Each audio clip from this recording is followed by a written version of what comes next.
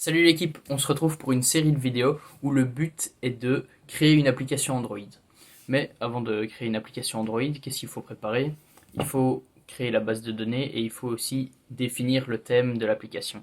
C'est ce qu'on va faire dans cette vidéo et on commence tout de suite par la présentation du thème de l'application. Bon, avant de modéliser la base de données, on va un peu discuter de l'application qui va utiliser cette base de données.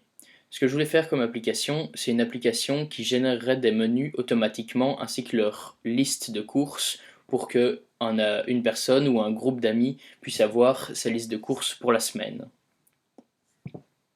Par exemple, je m'explique, vous voyez sur cet écran, vous pourriez sélectionner l'utilisateur famille et du coup, par exemple, moi chez moi on est 6 et il y aurait des menus pour 6 personnes, des quantités pour 6 personnes et du coup la liste de courses pour la semaine pour 6 personnes. Pour le cote par exemple, si on est 3 ou si tu manges juste avec 3 personnes au cote, tu auras ça pour 3 personnes. Et tu peux encore rajouter, par exemple si tu pars en vacances 2 semaines avec des potes et que tu dois faire ta liste de courses, tu peux rajouter ça. Une fois que tu as ça, tu choisis ton utilisateur, tu arrives ici. Bêtement, bouton de déconnexion, de paramètres. Et soit tu peux checker ta liste de courses si tu vas faire tes courses.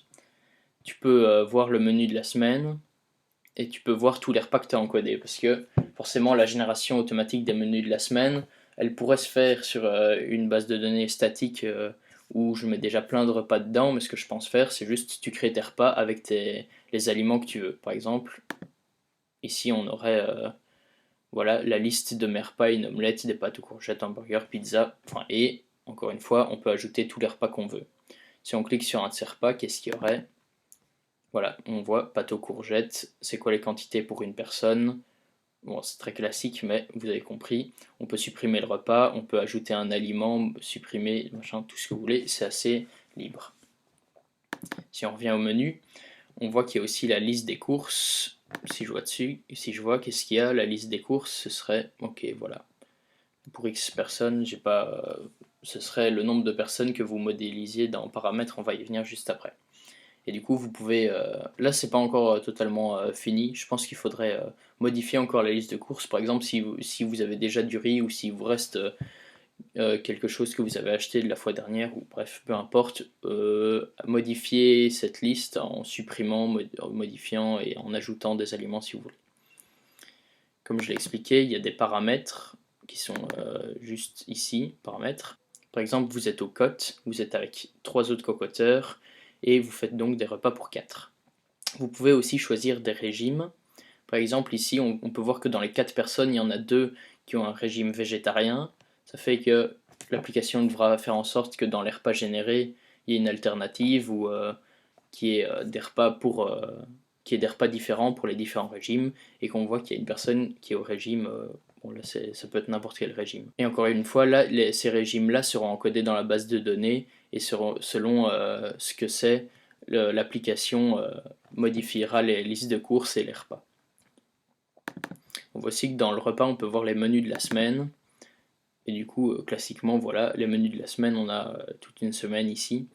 Et on pourrait cliquer sur un jour de la semaine et voir les repas que l'application propose. Bon, là, c'est un design assez simpliste, je le conçois, mais c'est juste des mock-ups. Et là, par exemple, si on clique encore sur omelette, si on clique sur pâte aux courgettes, on reviendrait ici et on peut remodifier. Voilà. Du coup, ce serait une application. Enfin, l'utilisateur sera assez libre. Il pourrait modifier ici, dans le jour, il pourrait modifier encore les repas que le générateur lui propose. Il pourrait modifier les types de repas, ajouter des repas dans ses repas. Il pourrait pimper tout ça. Voilà, on se retrouve pour créer la base de données. Il y a 2 choses importantes à savoir à propos de cette base de données. C'est qu'elle est faite en SQL et avec le logiciel SQLite Studio, tout simplement. Je l'ai déjà créée, elle se trouve ici et elle contient 6 tables. Je vais vous expliquer ce que ces tables font tout de suite. Nous avons ici la première table, utilisateur. Elle est définie par 2 attributs, un nom et un nombre de participants. Le nom, son type c'est un texte, et le nombre de participants c'est un int, c'est-à-dire un chiffre, un nombre entier. Vous voyez qu'ici il y a encore d'autres cases qui sont cochées. La plus importante c'est primary key. Une primary key c'est ce qui va définir l'utilisateur de la table. Par exemple ici j'ai choisi de mettre comme primary key nom, c'est-à-dire que dans les données, le nom ne pourra pas se retrouver plus d'une fois dans la table. Vous voyez ici par exemple le nombre de participants qui n'est pas une primary key, on peut retrouver la même valeur à différents endroits. Vous voyez qu'ici on ne peut jamais avoir deux fois cote. Je vais vous montrer.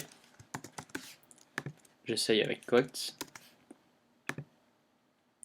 Et il me dit que la contrainte d'unicité n'est pas respectée. Et si on essaye avec un autre utilisateur, voilà. L'autre case qui est cochée, c'est note nulle pour nombre de participants.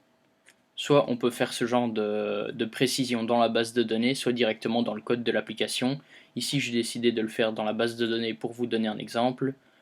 Qu'est-ce que ça veut dire? Ça veut dire que cette ligne-là, dans la base de données, ne peut pas être nulle. Essayons avec un nouvel utilisateur et un nombre de participants qui est nul. On voit que la contrainte note nulle n'est pas respectée. Et si on met un autre chiffre, ça fonctionne. Voilà pour la table utilisateur. Passons ensuite à la table régime. Un régime est composé de 3 attributs, un nom d'utilisateur, un régime et un nombre de participants. Comme vous avez vu précédemment, chaque utilisateur pouvait encoder différents régimes à son compte. Par exemple, pour Cote, il y avait 2 personnes végétariennes et je ne sais plus combien de personnes qui avaient un autre régime. Encore une fois, on peut voir que la primary key ici, elle n'est pas composée de un attribut, mais de 2 attributs. La différence, c'est que ce n'est pas un attribut qui sera unique dans la base de données, c'est la paire qui sera unique. Vous voyez, cote peut revenir, vous voyez, famille aussi peut revenir, il revient 3 fois. C'est la paire des deux qui ne peut pas revenir. Cote et végétarien ne peut pas revenir plus d'une fois ici. Si on essaye, ça ne fonctionne pas. Voilà. Il y a aussi des foreign keys. Qu'est-ce qu'une foreign key? Je vais expliquer pour le nom de l'utilisateur ici. En effet, si le nom d'utilisateur a une foreign key, on regarde ici vers quoi elle fait référence. Donc on voit un nom d'utilisateur ici, qui fait référence à nom dans la table utilisateur. On retourne voir ce que c'est juste ici. Ce que ça implique, c'est que dans les données, on ne pourra pas créer un utilisateur qui ne se retrouve pas dans ces datas. Par exemple, comme ceci, ça ne devrait pas fonctionner parce que Joe n'est pas un nom d'utilisateur présent dans cette base de données. Par contre, si on essaye avec Bob, ça fonctionne. Ça a fonctionné. Et il y a même ici une liste qui nous explique comment faire facilement. Vous allez me demander à quoi ça sert, c'est tout simplement à ne pas se tromper quand on encode des valeurs. Par exemple, si on instaure un régime ici pour un certain utilisateur, si cet utilisateur n'existe pas, cette ligne n'a pas lieu d'être dans la base de données et donc le cas est géré justement par cette contrainte. On voit aussi ici que régime a une contrainte étrangère, une clé étrangère. On voit régime ici a une référence dans régime effet, et qui est aussi régime. Ça peut avoir le même nom. Du coup, comme on a fait le tour ici, on peut passer justement à régime effet. Régime effet, c'est juste un régime et une description. C'est dans cette table qu'on va décrire tous les types de régimes. Ici, la primary key, c'est juste régime. Ça veut dire qu'on n'aura jamais 2 fois le nom d'un régime en double. On peut essayer. Hein. Voilà. La contrainte d'unicité n'a pas été validée. Qu'est-ce qu'on peut mettre comme autre régime?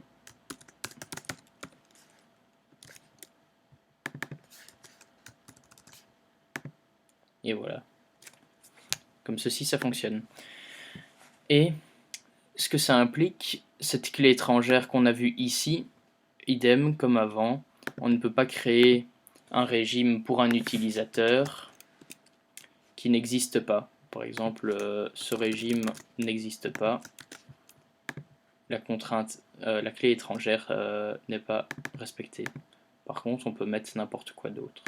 Et ça fonctionne. Comme ceci.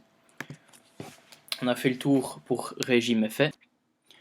Ensuite, la table repas. Elle vient de subir quelques changements parce que j'avais des problèmes avec les foreign keys. Je vais essayer de vous expliquer ça.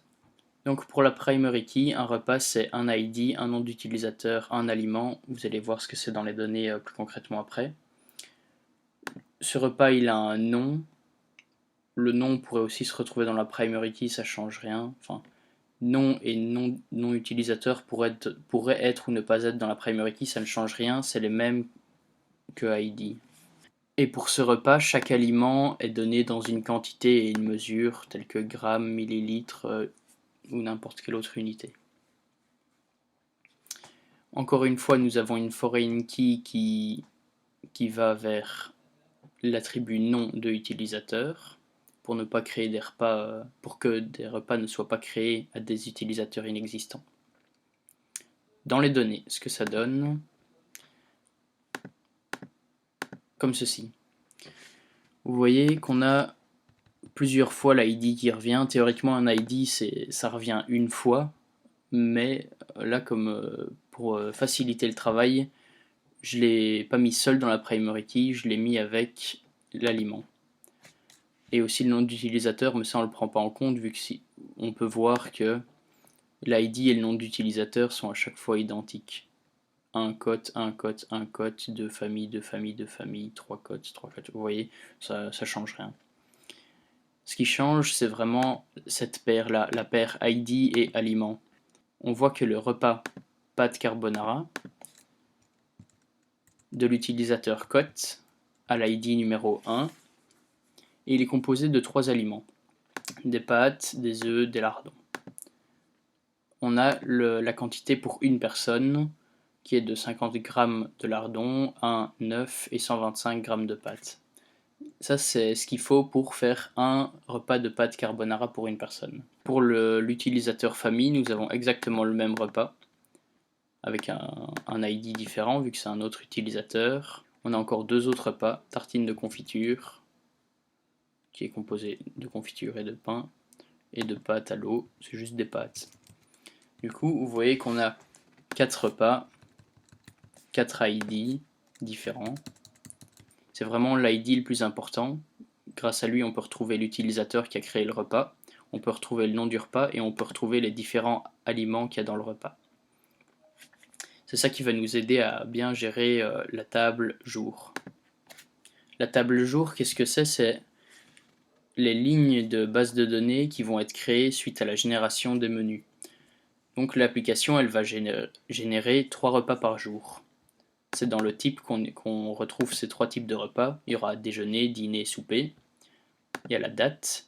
Du coup, la date de ce jour, elle aura 3 types de repas. Et ces repas, justement, sont représentés par l'ID. C'est pour ça qu'on a besoin d'une primary key qui est composée de ces 3 attributs. On va voir plus précisément pourquoi dans la base de données. Et encore une fois, ces repas sont liés à un utilisateur. Donc on a une foreign key. J'ai fait une erreur. La primary key n'est pas composée de date, type et ID, mais de date, type et utilisateur. Ça n'avait pas de sens sinon. Si on regarde dans les données, pourquoi j'ai dû changer ID et nom d'utilisateur? Parce que si j'avais laissé ID, je ne pouvais pas mettre le même repas au midi et au soir. Non, c'était pas ça que je voulais faire. Voilà. Regardez, on peut avoir à une certaine date 3 types de repas. On peut avoir 1, 2, 3, famille. Ah, pourquoi Ah oui, j'ai eu peur.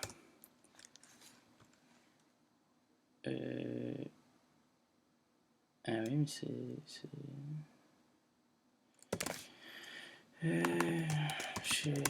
c'est bizarre. Voilà. Du coup, l'utilisateur cote, à cette date-là, on lui proposera le repas 1, 2 et 3. Pareil pour l'utilisateur famille, le repas 1, 2 et 3, c'est pas de carbonara, pas de carbonara, pas de carbonara. Du coup, ça n'arrivera jamais, parce que dans la pratique, un utilisateur n'aura que des repas qui lui appartiennent. Or, le repas 2, il appartient à l'utilisateur famille, et du coup, l'utilisateur cote ne pourrait pas l'avoir. Pareil, famille ne pourrait pas avoir le repas tartine de confiture et pâte à l'eau. Nous voici à la dernière table, liste de courses. Il y a deux attributs dans la primary key, semaine et nom de l'utilisateur. On va voir ça tout de suite ici. La semaine est définie par la date du lundi de la semaine. Ici, cette semaine, c'était le lundi 6 du 4 2020. Pour l'utilisateur cote, on a vu que l'utilisateur cote, il avait les repas 1, 2 et 3. Si je prends l'exemple du repas 1, c'était les pâtes carbonara. Les pâtes carbonara, pour une personne, c'était 125 g de pâtes. Ici, cote, c'était 3 personnes. Du coup, un calcul simple, 125 x 3, c'est le nombre de grammes de pâtes qu'il lui faudra pour ce repas. Bien sûr, il n'y avait pas juste ça, il y avait aussi les lardons et plein d'autres trucs. Et tout ça s'ajoutera à sa liste des courses de la semaine.